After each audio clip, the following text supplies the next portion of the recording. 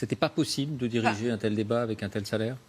Je pense, alors il y a deux choses à mon avis à dissocier. Il y a effectivement ce salaire qui peut sembler faramineux à ceux qui vont contribuer à ce débat, qui vont y participer quotidiennement et qui sont justement dans la contestation de ces distinctions, de ces différences entre une élite qui semble déconnectée et puis des gens sur les territoires qui ont du mal à boucler les fins de mois. C'est clair que c'est très surprenant.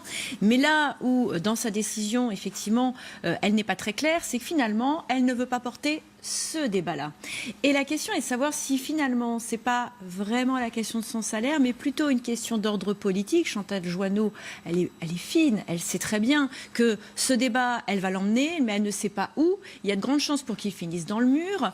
Il y a un certain nombre de sujets qu'on peut aborder ou pas aborder, on ne sait pas bien. Il y a de toute façon des choses qui ne donneront pas lieu à des décisions, puisque d'ores et déjà on a annoncé que les décisions qui avaient été prises, on ne reviendrait pas dessus. Donc il est probable aussi qu'elle ait trouvé cette porte de sortie en se disant de toute façon ce débat n'ira nulle part, donc je m'arrête là. Mais qu'est-ce que ça veut dire? Combien faut-il gagner? Quel est le plafond de revenus pour animer un tel débat? Vous voyez ce que je veux dire? Parce que ça peut être aussi une question sans fin. Est-ce qu'il faut gagner 3 000 € pour animer un débat avec les Gilets jaunes? Est-ce qu'il faut regarder les salaires les plus bas? Je pense qu'en fait, on prend la question par le mauvais bout de la lorgnette. Parce que la question à poser en face, c'est aussi celle des salaires des fonctionnaires qui ont été gelés cette année. On parle d'une augmentation du SMIC de 100 €, ce qui n'est pas tout à fait vrai.